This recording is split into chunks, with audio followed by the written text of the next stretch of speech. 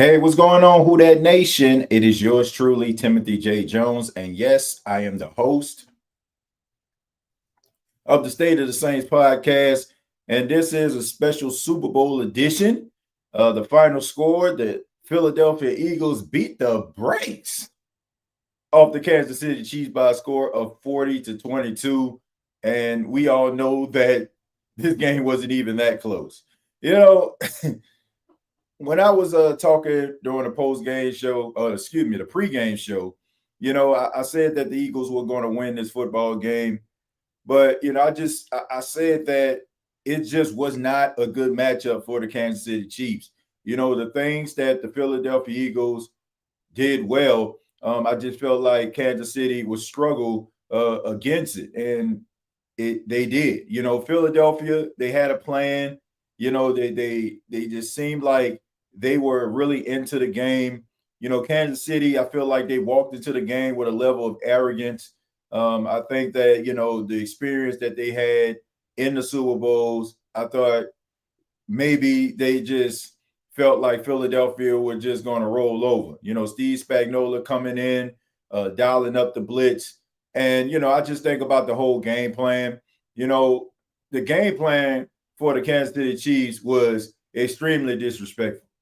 And what I mean by that is, I felt like they thought if they shut down Saquon Barkley, which they did, they felt like if they shut down Saquon, then this game would pretty much be over because they didn't have any type of faith that Jalen Hurts would be able to put the team on his back. And he did that, man.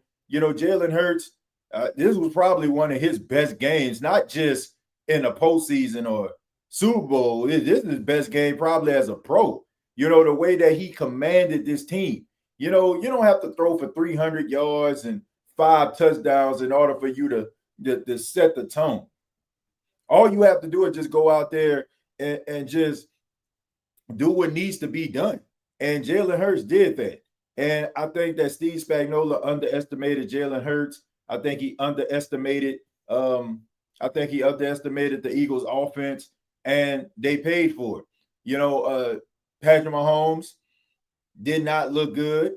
And, Patrick Mahomes, if you look at throughout the entire season, he turned the ball over quite often. I mean, he turned the ball over and over again throughout the season. But a lot of people weren't talking about it because the Kansas City Chiefs were winning football games. But he struggled, turning the ball over all season long. And he did again in the Super Bowl. I mean, he didn't look comfortable in the pocket. He started to get happy feet. The time sped up in his head, and he was rushing the ball. A lot of downfield throws were not there, and they couldn't run the ball at all. I can't remember. I got to see how many times they actually ran the ball in the game. They ran the ball 11 times in this football game, and 4 of them was with Patrick Mahomes. 3, Kareem Hunt, 1 Samaje Perine, and 3, Isaiah Pacheco. I just thought it was just a bad game plan altogether. They came out trying to throw the football, and they didn't even try to run the football. I mean, I can understand why. I mean, you got Jalen Carter, Jordan Davis out there, plugging up the middle. But at the end of the day, I mean, I just think the game plan was just terrible, and I just think that the execution was bad. And I thought that the Kansas City Chiefs had a little bit of arrogance, and they got slapped back down to earth. I mean, they were extremely humbled in this game. I know they say they got 22 points, but man, we know that was just 2 garbage time touchdowns. I mean, the Philadelphia Eagles dominated this game. The last touchdown, I don't even think they had starters in the football game. It was the mama, you saw I was in a Super Bowl type guys that were on the field. So, congratulations to the Philadelphia Eagles, winning a Super Bowl. I think that they are and have been a really good football team all season long. I have no issue with Philadelphia at all as a team. I just can't stand their fan base. I mean, I understand that football fans are passionate. I understand that football fans, they love their football team, but Philadelphia Eagles fans take it to a completely different level. But I can respect great football play, always have. always will. And congratulations to him. Jalen Hurts, getting that monkey off his back. I'm pretty sure he's going to be Super Bowl MVP. I didn't. I watched a little bit of the after, the post game interview that he did. He was extremely emotional, but he definitely deserves Super Bowl MVP in this game. I thought that the game went by pretty fast. Wasn't the most exciting Super Bowl I ever seen in my life. I kind of expected that it was probably going to be a blowout after we seen 24-0. It was giving me those Peyton Manning Broncos versus Seattle Seahawks type vibes when it comes to the game. It just never seemed like Kansas City was really in the game at all. It seemed like they didn't even get off the bus. But sometimes you got to get humble. Sometimes you think that everything is going to work in your favor. You think that you're going to go to the Super Bowl. Let's go ahead and beat the brakes off this guys and go ahead and let's get another Lombardi. But Philadelphia, they just dominated this game from start to finish, man. So back to the drawing board for the Kansas City Chiefs. And now, the Philadelphia Eagles have to figure out how they're going to be able to repeat what they're actually doing. As we know, their offensive coordinator, Kellen Moore, more than likely will be announced as the New Orleans Saints head coach at the end of this game. If you're a Saints fan, you got to be excited. The last moment you seen was the offensive coordinator, Kellen Moore, who is now going to be more than likely the head coach, putting up 40 points against one of the best teams in all of football, the Kansas City Chiefs. Now, the Saints don't have A.J. Brown and Devontae Smith, but still, to put together a game plan like this, to execute the way that he did, not even really utilizing Saquon Barkley, you got to be impressed at the offense and also the defense. Zach Bond, credit to him, getting that clutch turnover, the interception. That was the athletic interception that he had. I'm pretty sure he was extremely emotional after that. Things coming full circle, being drafted by the team, the New Orleans Saints, playing in the Superdome, in a Super Bowl, where he was a first-team All-Pro after he moved on and signed with the Philadelphia Eagles. I'm extremely happy for Zach Bond. Everybody that talks about Zach Bond talks about how great of a person he is, how hard he works and how they're rooting for him. And for him to be able to make a play in the Super Bowl, in the Superdome, was, pretty fun to watch. Like I said, defensively, they were all over Patrick Mahomes. Sacked him 6 times in the game. That was the last sack that he fumbled the football. I was sitting there and I was watching it with my wife, and I thought for sure, when I first saw it, I thought that his leg was underneath him. So when they teed off on him, I was like, man, how is he going to be able to get up? But when I watched it close, I see that it wasn't the case. But man, did they tee off on dude. Once again, congratulations to the Philadelphia Eagles, man, winning the Super Bowl. Shouts out to them. Shouts out to the Eagles team who worked really hard, man, and grinded and did what they needed to do in order for them to become a Super Bowl champion. The State of Saints podcast is powered by BetUS. You can sign up today, get up to 150% on your first deposit, up to 125% on your second and third deposit, up to $2,000. Use the promo code YouTube 150. That's YouTube 150. What I'm gonna do is I'm gonna take a few phone calls on this episode here. If you got something to say about the Super Bowl, feel free to chime in. Like I said, I didn't think this was the most exciting Super Bowl I've ever seen in my life, probably because it was pretty much over by halftime. And it went by pretty fast, man. It was a pretty fast Super Bowl. First half went by. The time of possession was dominated by Philly. Nothing was really done by Kansas City at all. In the first half. I want to say they only had about maybe 20 some odd yards in the first half. After that, it was pretty much just a dominant performance. There was nothing really to talk about. I'm pretty sure a lot of people were just basically kind of just sitting around talking about stuff that didn't even involve the game. At the end of the day, I think that I think that, it was a game. You know what I'm saying? It was on. Like that's the way that it felt. It just felt like it was on. We're gonna go to Jerry. Jerry, how you doing? Jerry, are you What there? up, TJ? What Hey, how up, you doing, TJ? man? Hey, how you doing? Uh, I'm good. I'm good. Oh, Just wrapped up watching the Super Bowl, and congratulations to the Philadelphia Eagles. I mean, nobody saw this coming, TJ. nah, not at all. Like nobody really saw it coming. Um, I mean, it was just a dominant performance, man. I'm gonna be honest with you. When that was a couple of days ago, I was at the park with Paxton and my his neighborhood friend. I'm cool with his dad, and we are just Yeah, sitting there talking about the football game. And I said it, man. I was like, I don't think this game gonna be close. I told him that, but I didn't say it today. I was like, man, I was feeling that way because I was looking at both teams and what they do well, and I was like, man, this game may not be close because the way that Philadelphia approached the game and how the Chiefs been playing all season, I was like, man, they might blow the yeah, doors off it. But what made me not say that in my prediction, I had Philly winning, but not in a dominant fashion, was because I was like, I know Patrick Mahomes like gonna be able to, I know that Patrick Mahomes gonna be able to dominate, you know what I'm saying, at least, throw the ball down the field or something like yeah. that, throw 300. So that's the reason I Right, said, but the matchup itself was just not a good one, Jared. dude. What really got me, TJ, and I'm sure everybody in the chat that saw it. Nobody expect.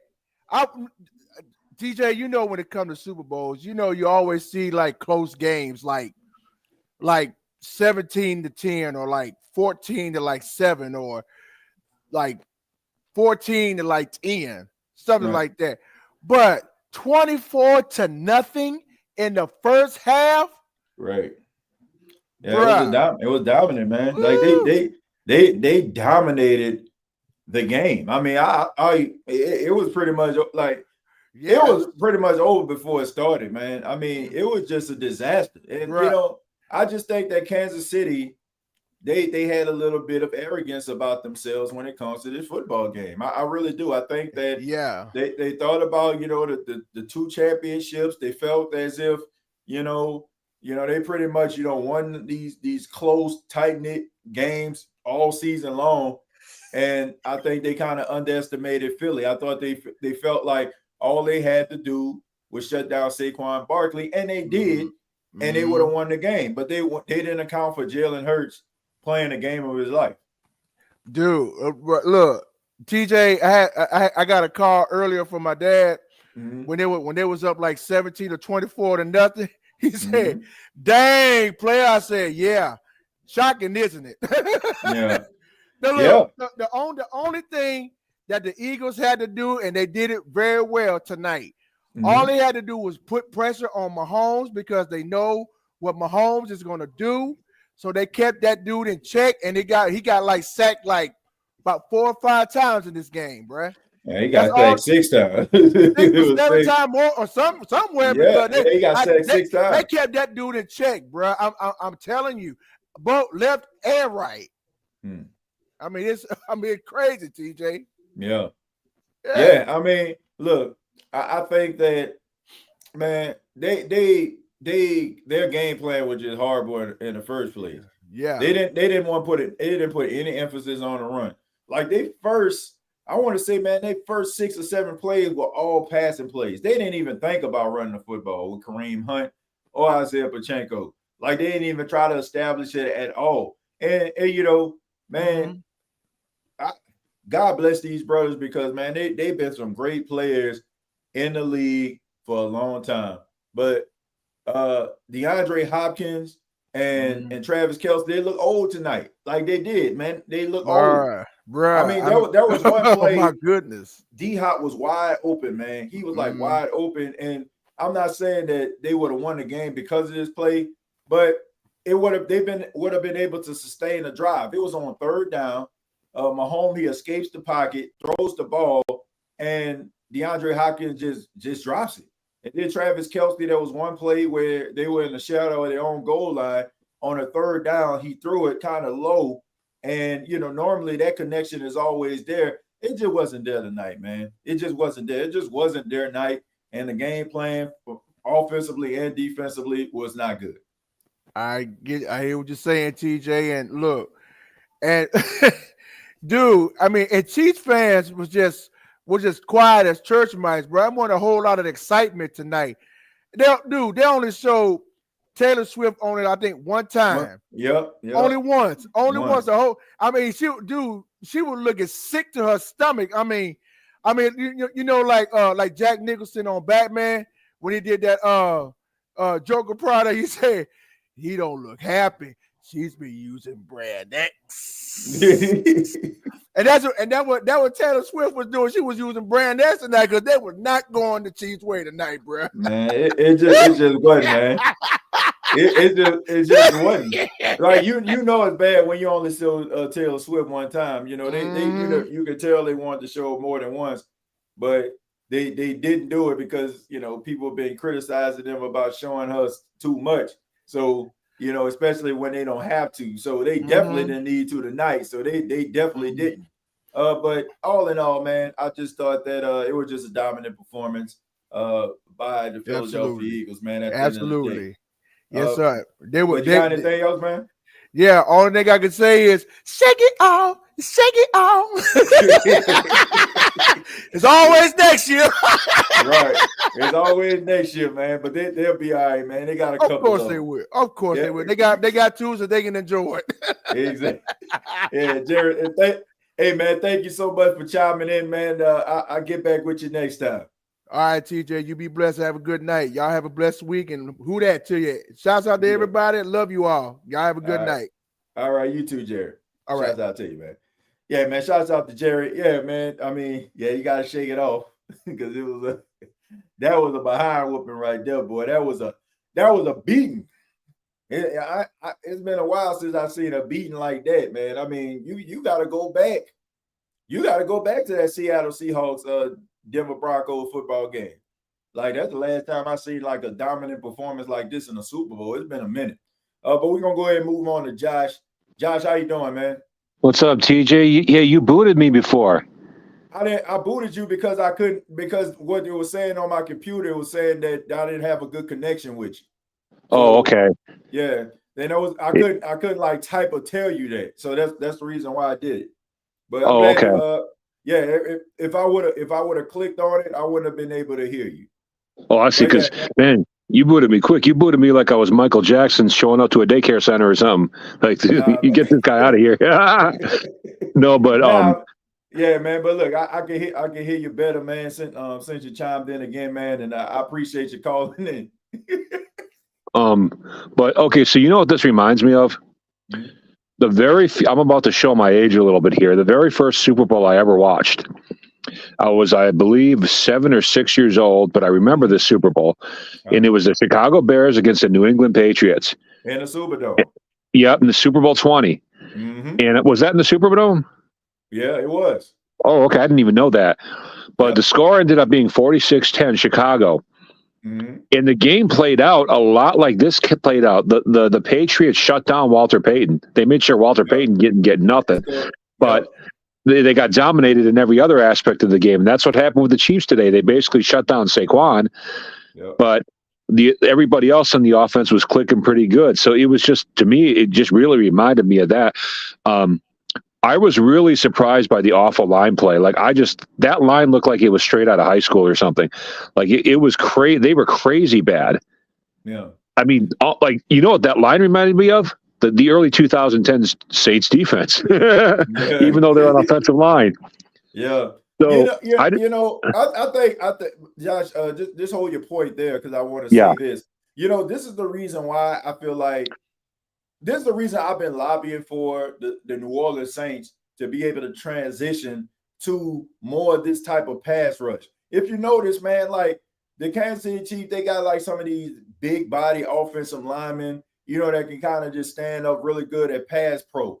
But on the other side, you got Philadelphia, got the smaller, like hybrid type pass rushers, the ones that can get underneath that offensive lineman as soon as he put his hands out. And it just seems to me like these are the type of defensive linemen that you want, man. Like they were getting pressure. They didn't even blitz. They just got pressure with 4 up front the entire game. And this is the reason why I just feel like all these big, lurchy 6'7" defensive ends, like they kind of passe, man. And I just think that teams need to transition to more of those hybrid 250-pound 6'2", 6'3" type defensive ends. Edge rushers, they like to call them these days, man. Well, this makes us want to look to the future a little bit and to see how Kellen Moore is going to use the running game that we have. Right. It makes me wonder what he's going to do with an Alvin Kamara and with our other guys, because one of the tragedies of the last 3 or 4 years is that our running game has not been used properly at all. Mm-mm. AK up the middle. I mean, and even Clint Kubiak was doing that. So I feel like Kellen Moore is going to at least bring some dynamics to our running game that we haven't had in a long time. And I was thinking about that during the game. I don't know exactly what he's going to do, but I feel like he's going to use AK's strengths, play to AK's strengths, as opposed to just, sending him up the middle. I think he's going to use really all our backs in the best ways possible. You know what I'm saying? So I'm somewhat excited for Kellen Moore. Now, that said, I think Kellen Moore is just an interim coach. I think that he's just somebody Mickey Loomis is using for a couple of years until we get over the cap situation. And that way he can fire him after 2 years and blame Kellen Moore for the losing record or whatever, then hire another coach when we start winning. You see what I'm saying? So I think Kellen Moore is just being used for that purpose. But at the same time, he could surprise us because I know he had trouble with the Chargers and everything, and I know he's got a loaded team on Philadelphia, but he does come up with some pretty dynamic plays. So, yeah, I think Kellen Moore. I think Kellen Moore going to be with the Saints for at least 4 to 5 years. I don't think that the Saints are going to try to fire him. I think that they're going to try to give him every opportunity because number one, look, anything that he does in 2025, Josh, I just think that people just need to if it ends up being bad, I just think that people just need to chill and temper their expectations when it comes to this team. This team has a lot of question marks and a lot of issues, man. And I don't care how great of a coach you are, you're going to have problems when you're dealing with a salary cap issue, aging players, and bad draft practices, man. So I just want Saints fans to give this man some time. I think that he's smart enough. I think he's a football intellectual.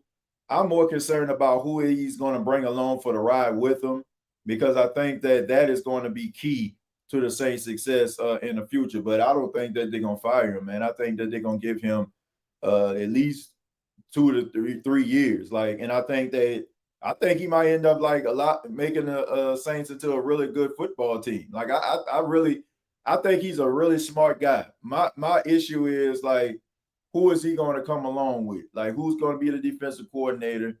Who's going to be a part of his coaching staff? I think that is going to be key. Well, I hope you're right. If they give him 5 years, then he will probably make something pretty good out of this team. I just disagree in the sense that I think they're just going to keep him for a couple years and give us those crappy first 2 years of seasons. Josh, let me tell you this though. You making a very valid point, but this is the reason why I think we kind of have a little bit of a disagreement here, because if this was somebody else, let's just say, for example, if they did hire Mike McCarthy, right? I feel like that would probably be, that coach that's just going to be there for a couple of years. Why? Because he's a coach that's been around for a few years. I mean, everybody kind of knows who he is. He already has a reputation. When it comes to Kellen Moore, he's a fresh coach. He's young. He's in his 30s. So it to me, it's like the Saints are letting their fan base know that they are turning a page, number one, and they're allowing someone that is inexperienced to be able to figure it out. So if it was somebody else, like a veteran coach that's been around the league, that's had a head coaching stop in the past, I would agree with you. But I think that them waiting around for this guy and and hoping that everything works out, they're giving him an opportunity, and they're going to give him a really long leash, man. So I don't see him getting fired.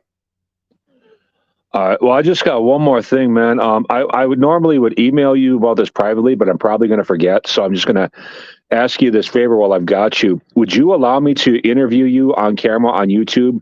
It will help me with my internship, my field experience this semester. Okay. Yeah. Just tell me what day. Okay. Well, I'll leave that open for you because it can be any time this semester. But it'll be like a 20 to 30-minute thing. And what I'll be doing, because I know you're a man of faith and stuff, I'm going to be asking you questions about how your faith affects what you do on the State of the Saints podcast, and just how your faith affects just your job and just your whole life and stuff like that. So that's what it's going to be about. I'm actually interning at a church, so it's a whole long story. Okay. But I'll give you, I appreciate that, TJ. I'll give you more details in like an email later this week or something. Okay. All right, just let me know when we can set something up, Josh. All right, very cool, bud. Okay. All right. Thank you so much for the call, man, and good luck to you, man. Thanks, brother. Have a good one. All right, take care. Yeah, man. Look, I don't think that the Saints are going to give him, a very short leash. I just think that them waiting around for him, that just tells you what they think about him as a coach and as a person. And the Saints know that they basically are hiring this man to coach a train wreck right now. So I think they're gonna give him at least 5 years. Like, especially if they end up like winning the division or something like that, or making a postseason anywhere in between the time he's there. Yeah, he's gonna be the coach for at least 5 years, in my opinion. All right, we're gonna go ahead and move on to Dalton. Dalton, tough night tonight, man. Got sacked 6 times. Man, tell me what went on, Patrick Mahomes. What happened, Patrick? Well, I got no excuse, though. I feel like we shouldn't be in the Super Bowl after what happened against the Bills. I mean, we didn't deserve to be in it. We got what we deserve. I mean, I'll give the credit to the Eagles defense. Josh Sweat, Elton Williams, Cooper Jean. Happy birthday, by the way, for getting pick 6. Defense was all over me, though. Shout out to Vic Fangio for finally beating the Chiefs and me regular season and now Super Bowl. I'm happy for the Eagles. I just feel like we just didn't feel like being in the Super Bowl. It should have been the Bills this whole time. Yeah. It should have been a Bill way the Kansas City Chiefs played tonight. I'm sorry, Patrick. The way y'all played tonight, it should have been the Buffalo Bills. Hey, man, look, for those that are new, man, here that just so happen to just roll up on the channel, this is Dalton. We always joke around because he sounds exactly like Patrick Mahomes, right? So, but he's a Saints fan, he's a Buffalo Bills fan, and he's a hell of a sports fan. But Dalton, how you doing tonight, man? What you thought about the Super Bowl? I'm doing fine. I'm glad to talk with you after Super Bowl. Yeah. I'm going to be for real for you, though. Before the Super Bowl, I did pick the Eagles 40-12, to be honest, because I knew the game was going to be close, because you never bet against the number one defense, because the Eagles got the best defense, number one. I'm happy for Zach Bond and C.J. Gardner-Johnson. Brandon Graham, this is his last game because he's retiring this year. And happy birthday, Cooper DeJean. I mean, their secondary, I'm going to be honest with you. I thought Josh Sweat or Melton Williams would get the Super Bowl MVP. I mean, kudos to Jalen Hurts because he wasn't playing around, though. Yeah.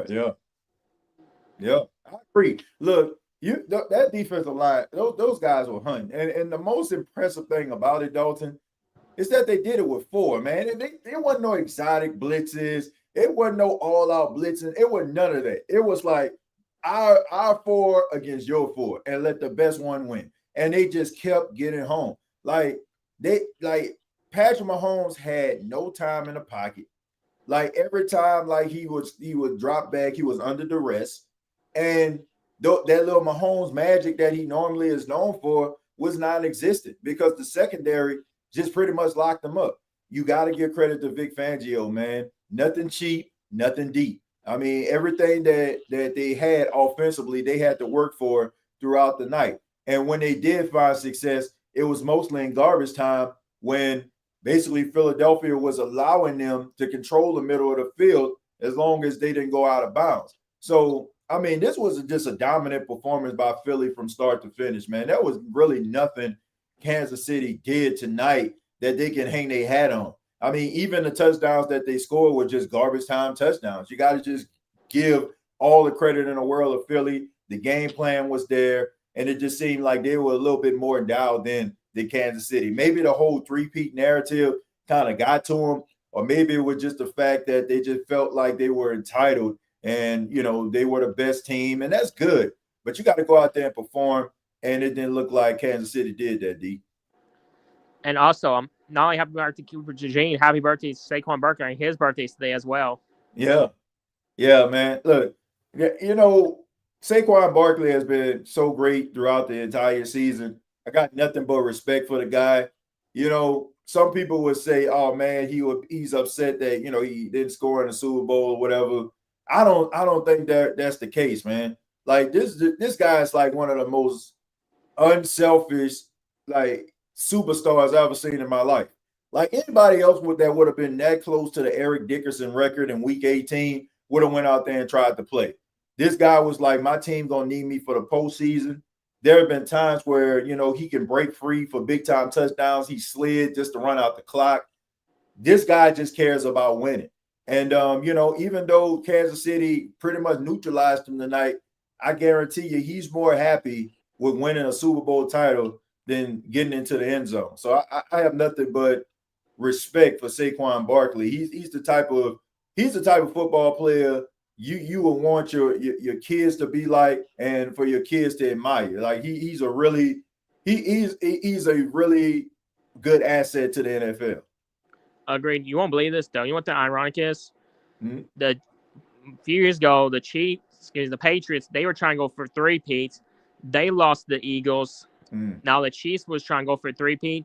They lost the Eagles. Yeah. I mean, look, three-peat is just so hard to do. I mean, back-to-back is hard to do, man. Especially like when you win that Super Bowl, everybody's going after you, right? Because you are the measuring stick. And for you to go back-to-back is pretty incredible. But for you to go to the Super Bowl 3 consecutive times and win 3 consecutive times, that is hard to do, man.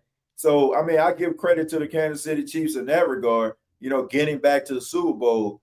But I do feel like they were not on their A game tonight. I feel like they felt like they had this game in a bag. They did not respect Jalen Hurts as a quarterback. They felt like all Philly had was Saquon Barkley running the football. So if we shut him down, Jalen Hurts would not be able to beat us. And lo and behold, Jalen Hurts beat the Kansas City Chiefs. Right, and also Mahomes, his first loss in indoor stadium. Yeah.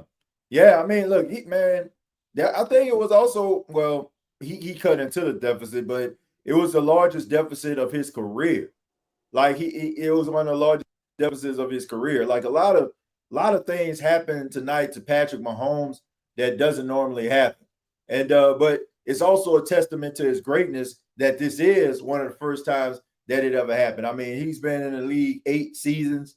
And look, man, to me, I know a lot of people when great players lose games of this magnitude, they're like, well, what does this say about his legacy? I don't think his legacy takes a hit at all. I mean, the fact that he isn't even 30 years old and has been to the Super Bowl 5 times, has won 3 of them, you know, like that's just incredible in his own right. Look, I think that he is definitely among some of the greatest quarterbacks of all time. I still feel like, you know, it's Tom Brady, Joe Montana, then him. But, you know, for him to be in that moment and has been in these spots as many times as he has, like, you got to give him all the credit in the world. I understand how people feel about the referees and stuff, Dalton, and how they're kind of favor the Kansas City Chiefs. But, man, this kid has been dominant since he stepped foot in the league back in 2017. The final game of the season where he started back in 2017, and then in 2018, he won league MVP and has never looked back, man. So I give Patrick Mahomes all the credit in the world. To me, this doesn't do anything to his legacy. I just think that, you know, he's an incredible quarterback, but sometimes you just can't win them all, man. Agreed. I also want to get this whole Kellen Moore, since he's going to be the Saints head coach. Mm-hmm. I mean, I know the Saints going to be like in a rebuild mode, which I'm okay with that, though. I mean, I think it's going to last 4 or 5 years. Depends how. I mean, he could surprise us though. But I think if I'm Kellen Moore, I'll probably try to bring maybe Brandon Staley as defensive coordinator or Christian Parker as the Eagles' defensive secondary coach or that defense line coach. I mean, you got to get those three guys. I mean, you got to get the defense, a lot of caps situated, all that. We just got a lot of stuff work to do, in my opinion. Yeah, I mean, yeah, they definitely got a lot of work to do, man. But when I look at Kellen Moore, I think that he's a young coach. That's the one thing that you have going for you, man.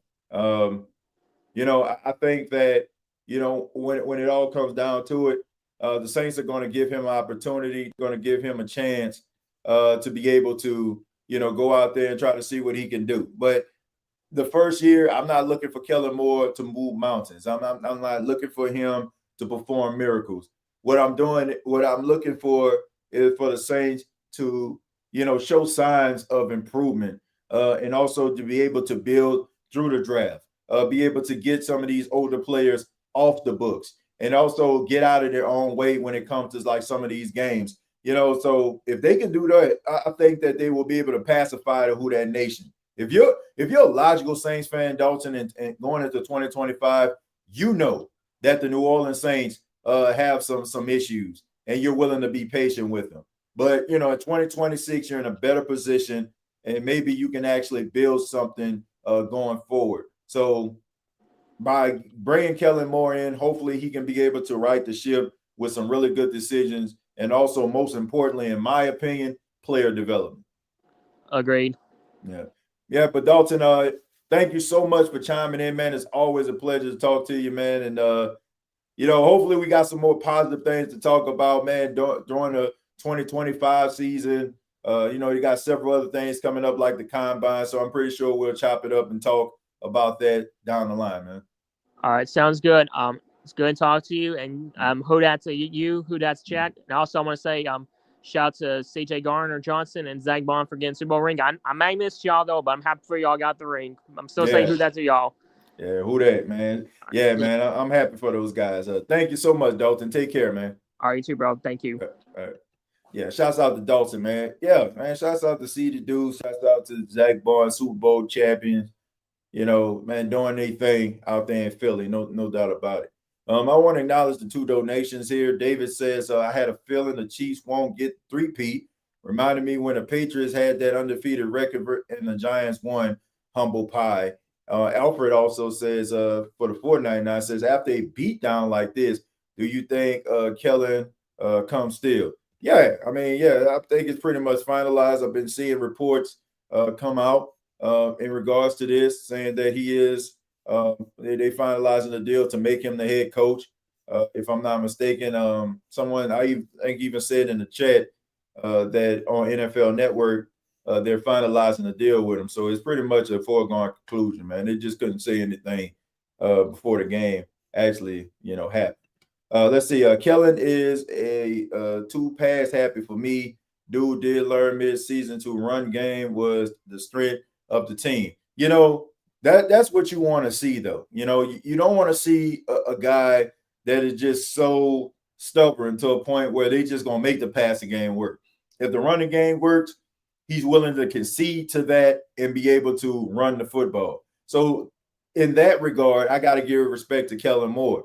You go with things that work. You work like if your strong point is running, you run the football more than you pass. If the passing game is your strong point, then you pass more than you run. He acknowledged that. And this is the reason why I feel like you should have more respect for Kellen Moore. The fact that he is pass happy and he was willing to concede to the run because the run was successful. So with that, I just feel like that's the type of coach that you need. Somebody that ain't too big for their britches and somebody that's so arrogant to a point where they know something ain't working, but their ego won't allow them to change it up. So with that, I got to give him all the respect in the world, for him being able to make that transition when you have that type of reputation.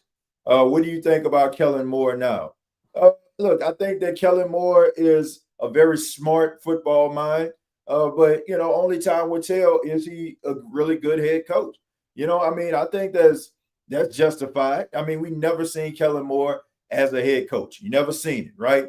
Everything that we're talking about right now is just basically excitement and a 40-point Super Bowl victory.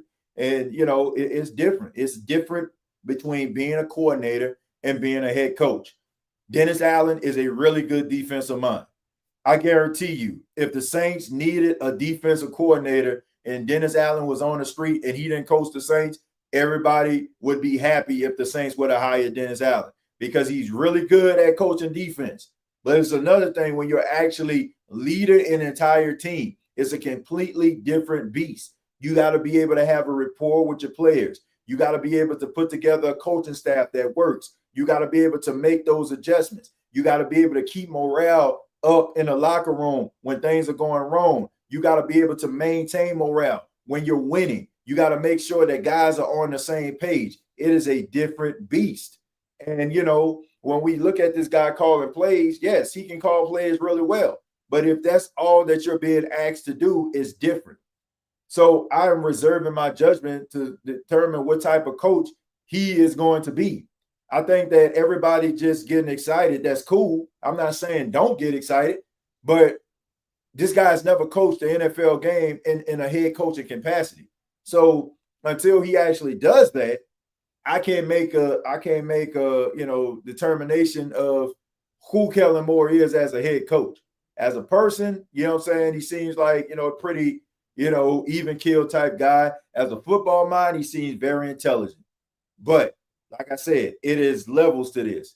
Sometimes guys are really good coordinators and not really good head coaches.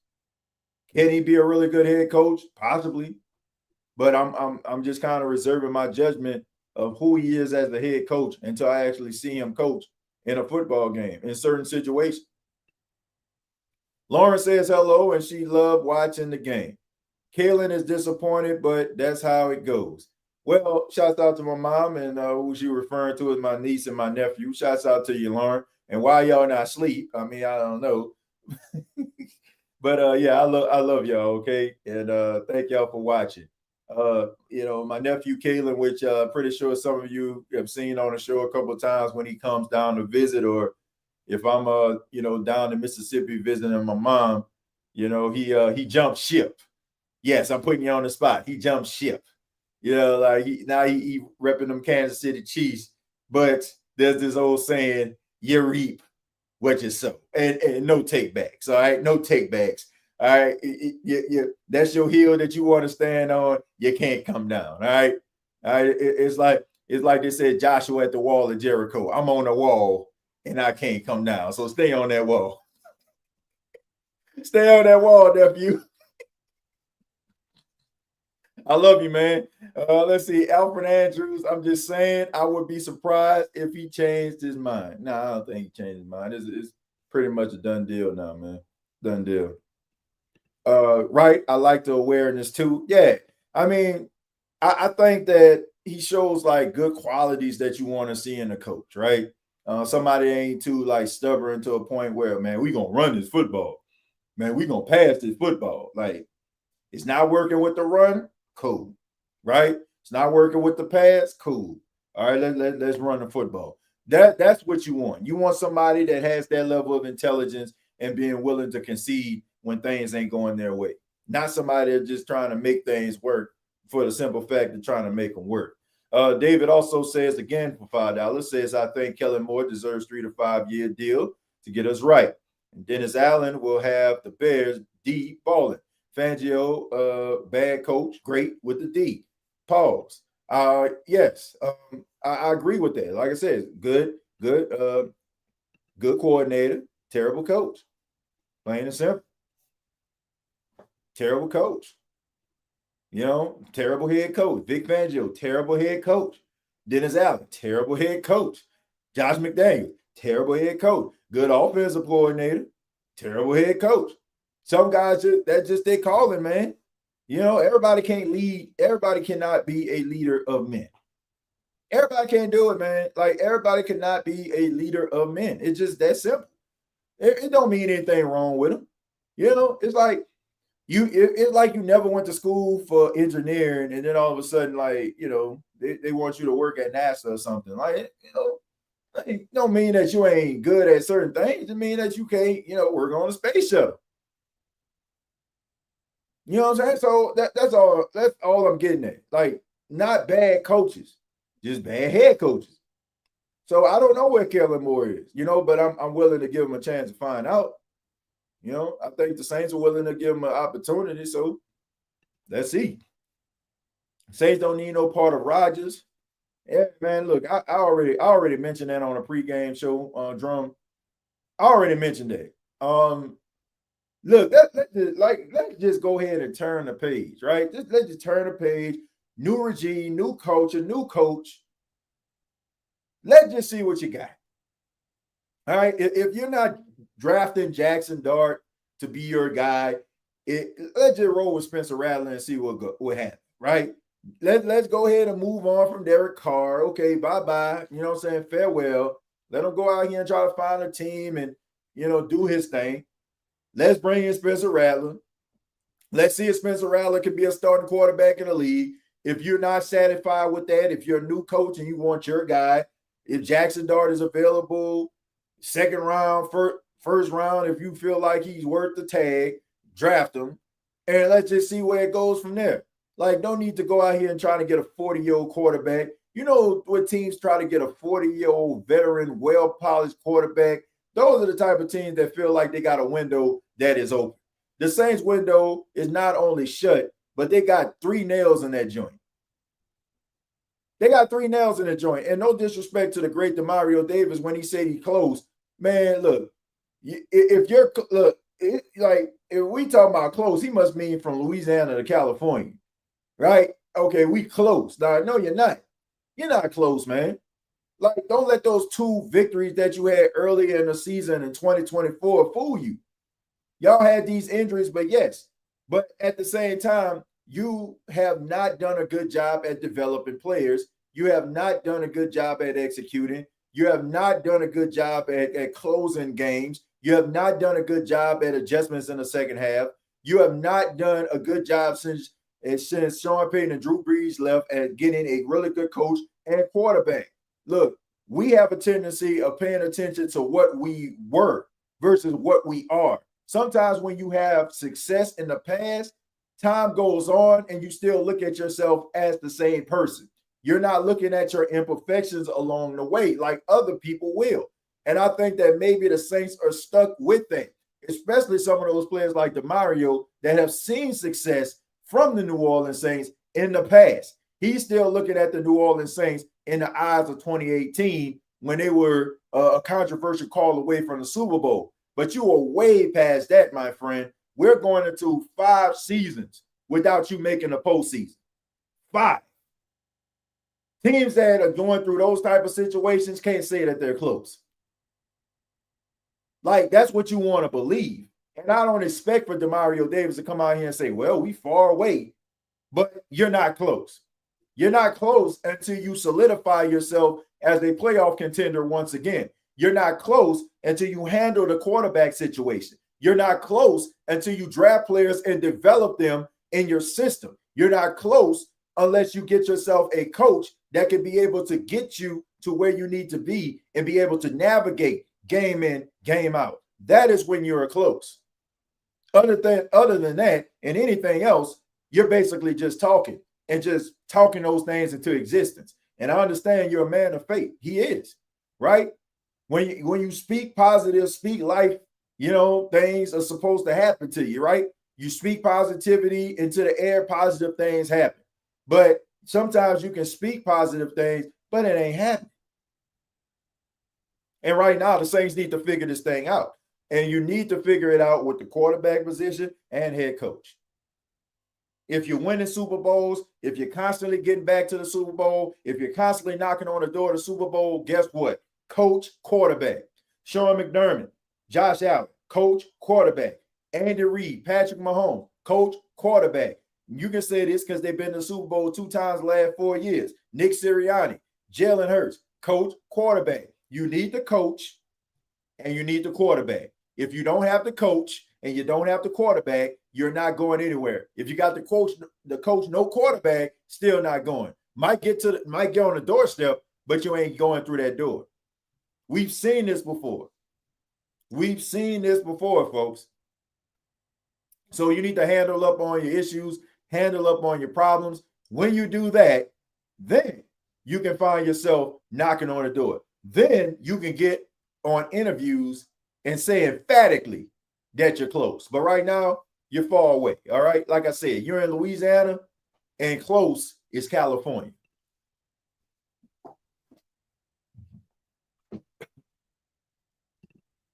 Sorry about that. Had to grab my drink, grab my Sprite over here. Let's see. Until Moore puts his name on a contract, he ain't coming here, says Barbara.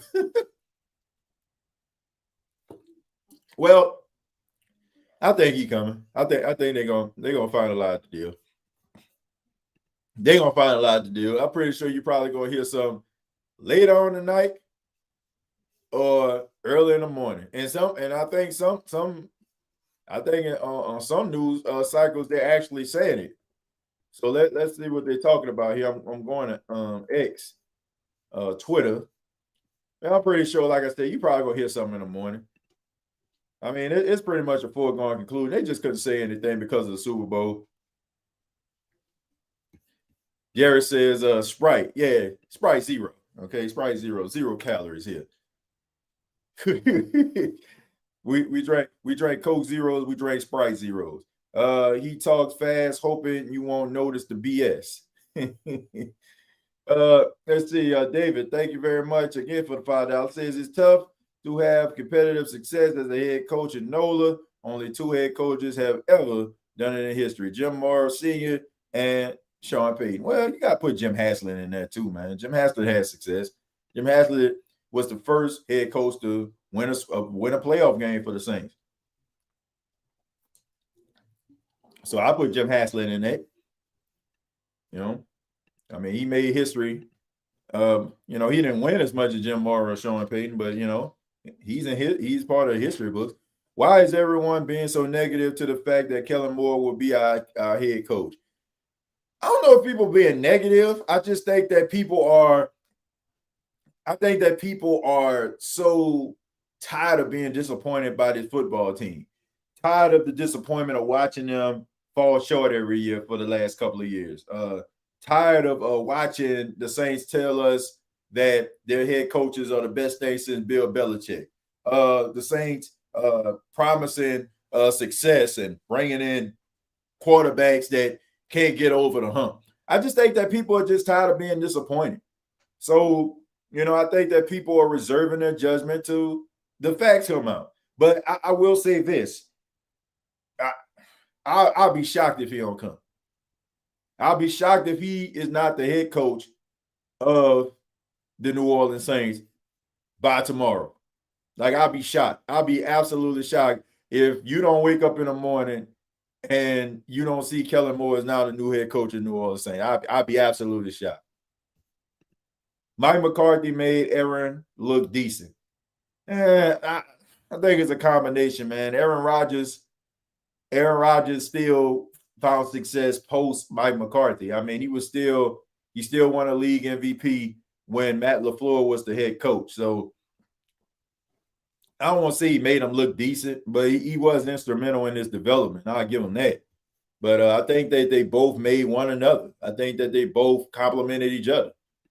Zero sugar soda clutch, bro. Always have them stocked up. Yeah, man. Look, I already tell y'all, man. Type 1, type 1 diabetic. So, I can't get, have sugar and all that kind of stuff. So, I said, man, Sprites, the 0 calories, 0 sugars are the ones that I go to, man.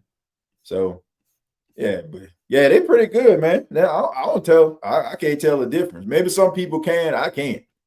Let's see. I've been talking about the Saints. What the F are you talking about? I don't know. Yeah, I guess there must be somebody in the chat. I'm talking about an Aaron Brooks. Oh, let's see. Nick told Kellen, let's run it back. Well, Well, look, man, them like Nick and Mike, they've been conjoined at the hip with Kellen Moore all week long. My goodness, man. Like they definitely been on the assignment. They definitely been trying to figure that thing out. But credit to them, man. I mean, they work hard to try to get the information out there to the masses. I have nothing but respect for people that got a work ethic like that. Man, they got several other like Saints reporters, Saint podcasters that I don't know how they sleep. I don't. I have nothing but respect for them, because all they're trying to do is make sure that they give you all quality content and information about the team. But yeah, I mean, look, I'll be shocked if Kellen Moore ain't the head coach by tomorrow. What are your thoughts on Carr being potentially released? Is that reality? I think it is. $10 million, that he is supposed to have in 2025. Also include a $30 million roster bonus that he has if he signed at the beginning of the league season. So, man, the Saints got a tough decision that they need to make with old Derek Carr. Me personally, I cut him, man, because what are you actually doing? Like, honest, what are you doing with Derek Carr? Like, seriously, do you think Derek Carr, like with him, you're going to win a Super Bowl? Come on, man. Come on. You ain't winning nothing with this dude. Like, you'll win a couple games to make you feel content. Like, oh, yeah, we won this week. But what are you actually gaining? The only thing that you're gaining is the inability to be able to draft a quarterback of the future if you're not 100% sold on Spencer Rattler. But I can tell you what, I'm sold on Spencer Rattler for showing his behind up at the convention center and being a part of Radio Row and being an ambassador for the city during Super Bowl week. But the quarterback that everybody is saying is the number one was nowhere to be found. I'm going to say that. I'm going to say it. And miss me with that stuff. Oh, he got a family. I think Demario Davis, if I'm not mistaken, got 6 kids. Cam Jordan got 4 or 5 kids. But they out here in these New Orleans streets being ambassadors for the city, being representatives for the city as well as representing the Saints. Meanwhile, Derek Carr is nowhere to be found because that's the knock on Derek Carr, in my opinion. That's why a lot of people feel like his words, his actions are disingenuous. He just says the right things and do the right things to make himself look like he's a really good person. But when you peel back the layers, you'll see like there's a lot of team me going on instead of team we. And we all know when things go wrong, he go home. When they benched him, when he played for the Raiders, when they benched him, what did he do? Instead of him sitting on the bench being a mentor like a Kirk Cousins did for Michael Penix, but like some of these other quarterbacks who have gotten benched, still was, trying to be a good leader and a good mentor to the young guy. He goes home. Why? Because his ego is fragile.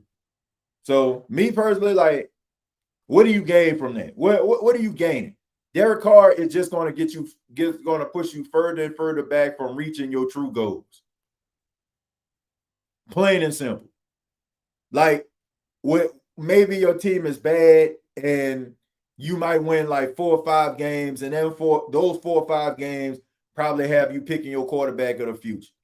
Derek Carr have you winning 5 or 6 games, have you pushed back into number 7 or to number 10, and now all the good quarterbacks are off the board. Now you have to pick something else. Good enough just to not have you pick his replacement. So I say cut him. Yes, I'm saying that. I say cut him. Go ahead and cut him. Go ahead and cut him and embrace the future. And see what you have with Spencer Rattler. If it works out, it works out. You got yourself your future quarterback is Spencer. If it doesn't, guess what? You're picking in the top 3, picking in the top 5, and you're picking his replacement. Plain and simple. So I just say stop messing around, stop fooling around with Derek Carr as your quarterback. Wasting everybody's time. Wasting his time, wasting the Who Dat Nation time, wasting the organization time. And I'm not saying that Derek Carr is bad. Derek Carr can go to a team that has a really good defense, solid offense, and he can go out there and facilitate. You just ain't going to win because of him. Like, you can win with him. You can win double-digit games with Derek Carr as your quarterback. You just need other elements around him to be able to compensate for the things he lacks. But you can win with him. But the way that the Saints are structured right now, he's not the right fit. The Saints need a quarterback that's going to be able to elevate the game of people around him, that's going to be able to win football games because of him. Give him the ball in the last 5 minutes of the game. Guess what? He about to carve the defense apart. That is what they need. Not somebody that's going to be up there dinking and dunking, nickel and diming, and trying to think about his completion percentage. So I'm going to check it down to Alvin Kamara for a 1 yard game because that's still a completion. Like, nah, bro, we don't need that. Saints don't need that. Fans don't need that. Period. Carr be throwing jump balls up for the defense when he's throwing the ball up while getting sacked. Can't stand when he does that ish as an over 10-year veteran. Yeah, man, he is what he is at this point. We got to get through this year. After this year, we will have $60 million, and then we will have $260 million in cap. Moore said he knows it's a long-term job process. Yeah, and I think we all do too. At least we should. Carr is Goldilocks. Everything got to be just right.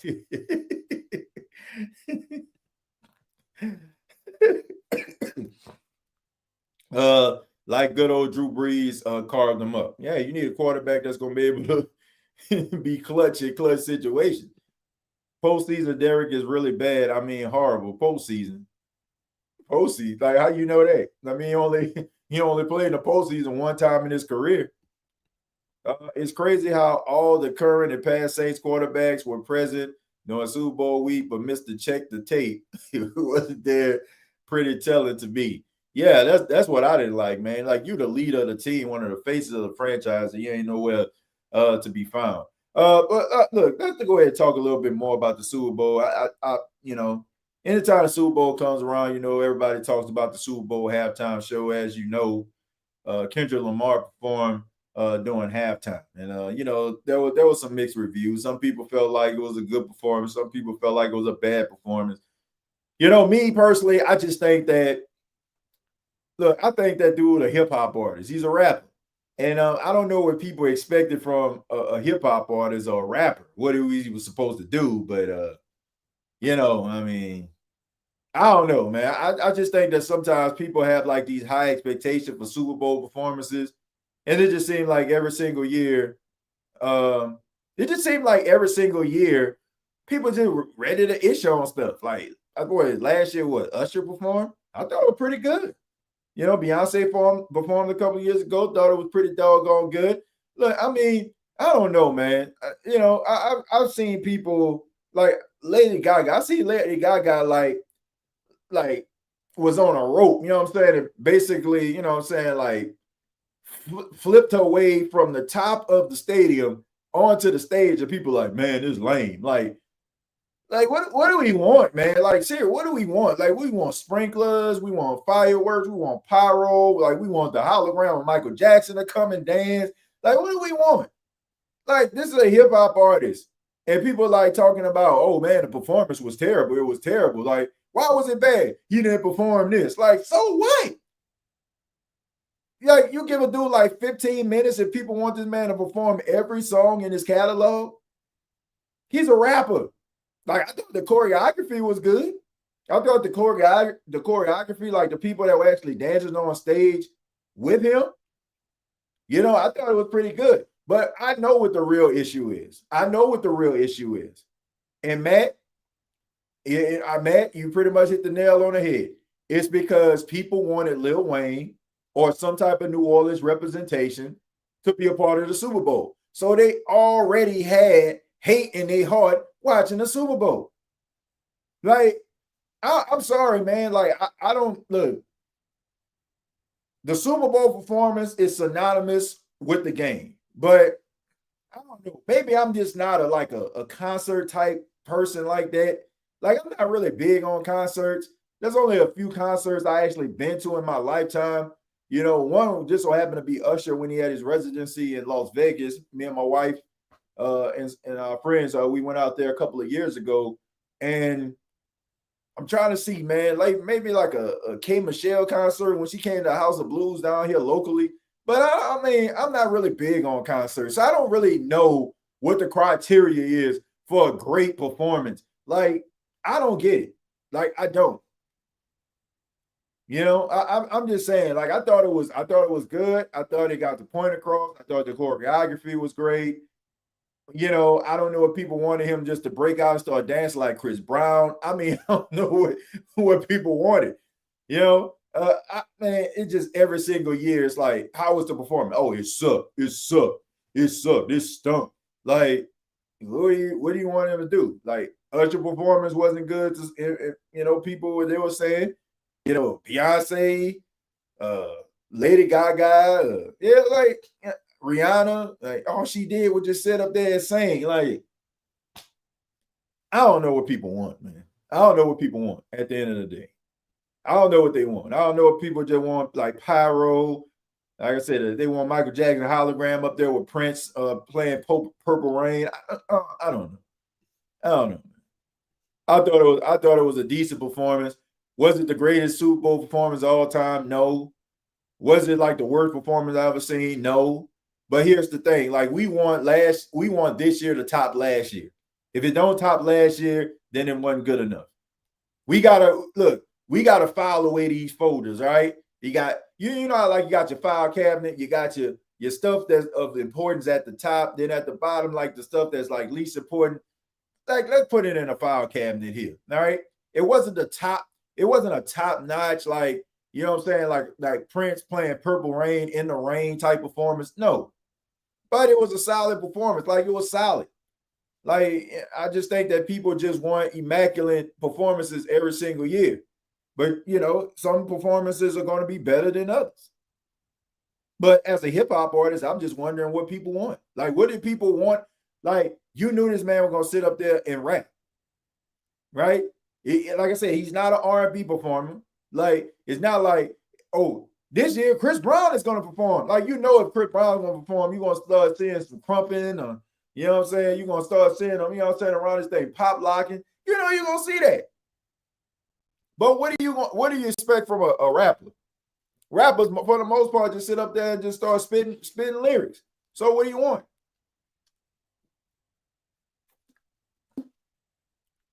Somebody please tell me. Like, what? Like, I don't know, man. I just think that Louisiana, they wanted to see the Hot Boy No Limit reunion on stage. They want to see BG come out. They want to see him and Turk dap it up and vary the hatchet. They want to see Lil Wayne come out there singing The Block Is Hot. Look, I get all that, man. I 100% understand where you're coming from. But to say that didn't play a role in how people are thinking about Kendrick Lamar's performance, I just think that people lying to themselves. We like you watch, like most people, if you from Louisiana and you felt like Lil Wayne was supposed to perform and you felt like, you know, he deserved to perform, you already like begin to watch that with bias. So it may not even be your fault, but if you had like, if you had like a dog in a fight, so to speak, and it's not the person or the dog that you wanted to see, you already gonna be looking at it with critical eyes. So me, I was just sitting back and looking at the performance. I thought the performance was good. Not the greatest performance of all time, but I wasn't looking for it to, like, when they said Kendrick Lamar was going to perform, I just like, okay, man, we're just about to see, you know. Wayne not even a NOLA fan. He ride with Green Bay. He cool, but he's not in his prime. Why is the city calling for him so hard? Let's see. All good, TJ, not your element. Yeah, that's not really my element, man. Like I said, I know what a good performance is, you know, but I don't know. Like I said, it's just certain people, like, if they say Beyonce, right? Now Beyonce, what did she perform for? She performed what? On Christmas or something like that at the Kansas City game or something like that. Like, I know I'm gonna see a star-studded performance because this freaking Beyonce we talking about here. Okay, but to sit up here and say, okay, man, Kendrick Lamar, like, okay, impress me. Like, what was he supposed to do? Like I said, the choreographers on stage like did a really good job. Like being able to create, like, you know what I'm saying, like little background, you know what I'm saying, imagery and stuff like that, and be able to like kind of, you know, dance to what he's actually rapping about. That was like the best case scenario. But like I said, if this was like Chris Brown or something like that, and he failed a couple times on stage, and okay, I can give, okay, man, this wasn't the best performance of his career, but this was a rapper. Give him a mic and, you know what I'm saying, the lights and the background pretty much, you know what I'm saying, makes the concert. Like if you ever been to like a hip hop concert, like y'all already know. Like how many hip, like, man, that was a really great hip hop concert. Like most of the time it's just rappers rapping on a microphone and people dancing in the background to give you something to look at while the rapper is basically just spitting the lyrics. If we let Moore get out of NOLA without a contract, he might not come back. Nick Sirianni asking Moore to run it back got me a little concerned. They want Lil Boosie up there, devil get up on me. Look, that would be good. You know what I'm saying? That would be cool. And look, I get it because a couple of years ago, Dr. Dre and Snoop Dogg, you know, they were, you know, the performers, right? They performed for the halftime show in Los Angeles. And because of that, you know, I guess like everywhere you go, like if the Super Bowl is in Atlanta, they feel like, you know, Ludacris need to come out, T.I.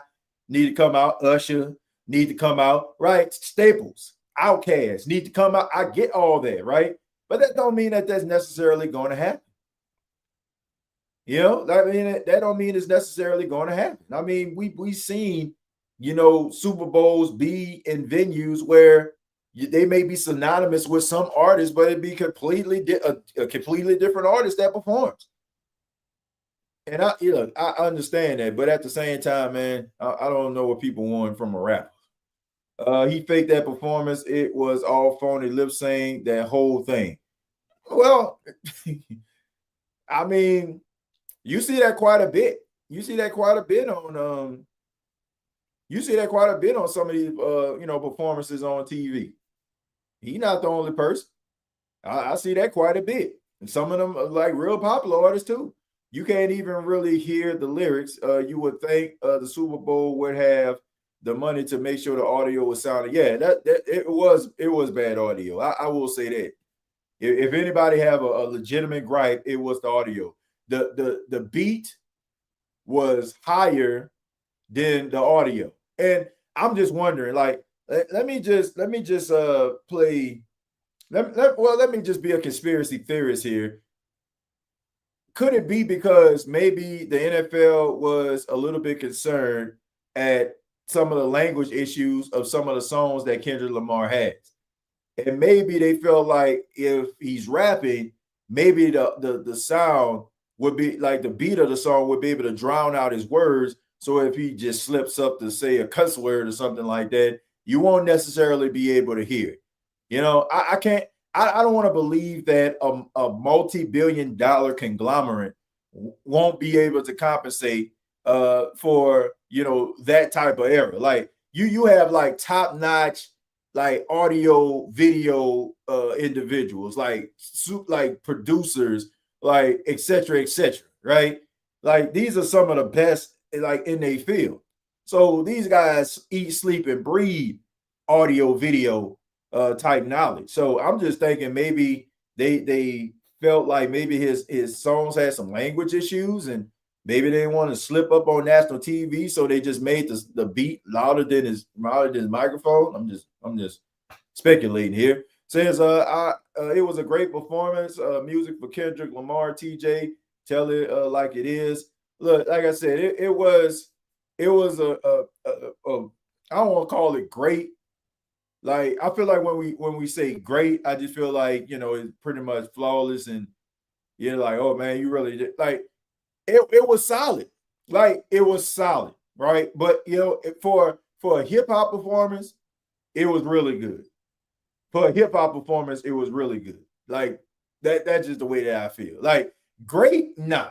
Really good, yes. Based on like him bringing like Samuel Jackson to kind of, be like a little narrator or something like that. The choreography around him was pretty good. I felt like the camera angles and some of like the things that they were doing during the performance really helped.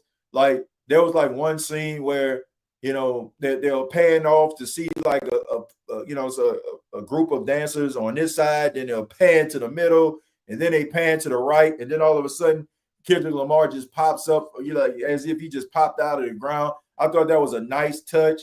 There was when they were actually walking around like on the stage, like in a circular motion, and he was walking behind him. It led up to the stage.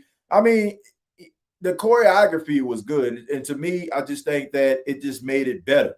Just gave you something to look at. Like other than that, like without the choreography, right? The people that were around him that's any rapper. You're just standing there in the middle of the stage rapping. So having that choreography, having those individuals doing the steps, SZA coming out, during the song, also, to contribute. I thought that was a good look as well. Good performance. Like I said, I'm not gonna say it was great. Not gonna say it was great. But I thought it was a solid performance. I don't think it was worth that type of criticism because, like I said, he's a rapper. And I'm just like, what more do you want from a rapper? If it raps and pop music, it's a great performance. Like I said, it's not Taylor Swift, right? I'm talking about like artists. I'm talking about artists and performers that have high expectations, right? Like when like Beyonce announced a concert like coming, I think in the summertime, and the reason I know that is because my wife, she's a Beyonce fan, all right? So, and she's been to like quite a few of her concerts. So, when she says that she's having a concert and you pay your money, you know that you're about to see a show, right? So if Beyonce comes out there like moving slow, off beat, I can understand that critique because her whole shtick is based on what formations and being on time and timing and rhythm. So if it's off, I can understand. Okay, man, that performance stinks. But if you're telling me that Kendrick Lamar performance was bad because he didn't rap a certain song, like I don't know, man. That's like to me, like you showing up. Y'all see those movies where, be like, man, I'm taking requests. All right, can you rap not like us? Yeah, I can do that. Oh man, he did all them songs, man, and he ain't play this. Like I can be like, man, I ain't hear Money Trees. You know what I'm saying? Like, I mean, come on, like you can't go through your entire catalog. When you're an accomplished artist, you have made so many different songs. If I'm walking down the street and I'm like, what's your favorite Kendrick Lamar song? I guarantee you, if I ask 12 people, I'll get like maybe 10, 11 different songs that they're fans of. So if your gripe is, oh, he didn't rap this song, like that's not grounds for a bad performance. That's not grounds for a bad performance. Like that's just, like I said, this is my opinion, right? I think that we are like super hard on these performances for the Super Bowl because I think that number one, we probably went into the Super Bowl not wanting that particular person to perform in the first place. We probably wanted somebody else. Or it's just like we seen performances so great in the past. It's like, like if they don't trump that, then it's a bad performance. But it doesn't make it a bad performance. It just doesn't make it top that performance. It's like when Whitney Houston sung the national anthem at one of the Super Bowls back in the 90s. People say that's the greatest national anthem of all time, right? We've heard the national anthem being sang at several sports events throughout time. And nobody, to me, has been able to match what Whitney Houston did in the Super Bowl. But it doesn't mean that if I hear somebody singing the national anthem, oh, they stink because they don't sound like Whitney Houston. Like I said, man, we just got to prioritize this thing. And we can't just, there's this saying, you can't just throw the baby away with the bathwater here. You can't just say, okay, the performance was just bad because it didn't match the last year's performance. I mean, it just didn't meet the expectations of last year's performance, but it doesn't mean that it isn't good. ATJ, who that dude was ran by the stage with that flag during the halftime. I don't know. You know what? I didn't pay attention. I seen that going around, Ross. I seen it going around, but I didn't really pay attention to that. I didn't pay attention to that. TJ got to hit the bricks. I'll check the rest of this out tomorrow. Later, man. Who that? Cannon, yeah, I feel you, man. It's getting a little late. Yeah, it's almost midnight here my time, man. But I just wanted to make sure I chop it up with some of you and read some of your questions. I appreciate y'all for being here. We got 431 people watching this in real time tonight. I ask that you hit the like button if you're here. Any platform that you're a part of, please hit the like button. It really helps the channel to grow. It really helps us to reach our goals. And, we're trying to get to 20,000 subscribers. So I really need your help. Let's see. TJ already read that one. Let's see. It says, I bet $1,000 Taylor Swift will be the next halftime show in the next 3 years. Does anybody want to take that bet? No, I honestly thought that she would have been a halftime show this year. I really did. And I think it's a matter of time. And look, I ain't got no problem with that, man. I ain't got no problem with a balance, right? I don't have a problem if, Taylor Swift is the headliner next Super Bowl, and then they switch to maybe, another like a country music star or something like that. Like, I don't have no problem with that, man, because, I just love music. Like, I understand that we all have our particular taste, right? Some of us, don't really know that much about country music. Some of us do. Some of us know about R&B. Some of us don't. Some of us know more about hip hop than others, right? But at the end of the day, man, I just think that music is for everybody. You know what I'm saying? And I do feel like people have a right to be able to enjoy and be able to see some of their favorite artists perform. I think that the Super Bowl stage is big enough for everybody. And, I think that even though you may not have an appreciation for that particular genre of music, somebody does. And just like Kendrick Lamar came out on stage, and some of you, seems like the majority of you have an appreciation for him as an artist. Somebody didn't. And, maybe they want to hear their Taylor Swift next year. And I ain't got no problem with that. I don't. I do feel like that, for people that were criticizing, some of the performances being more, hip hop R&B lately and saying, oh, man, we need to change it up. My argument would be with you is, well, when we were listening to The Who and Bruce Springsteen and all these other artists that we had over the last 10 years, and people had to, there was very little balance in between, I would say, where was the outrage then? So I think, I don't have an issue with I don't have an issue with balance. I think that everybody needs to have their turn.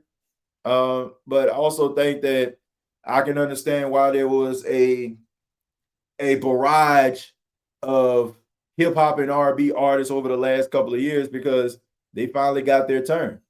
So I think that we've established that, the Super Bowl stage is for every genre of music. I think that's pretty much explained now. So now I feel like we can kind of go back to, getting pop artists, getting rock artists, getting country music artists. I think we can get back to that. So I don't remember seeing her tonight. She was getting booed all night. They only showed her one time on the telecast.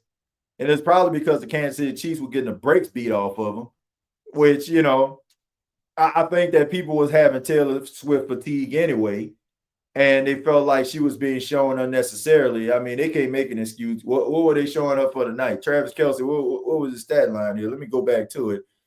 Travis Kelce, 4 catches for 39 yards with a long of 13. on 6 targets.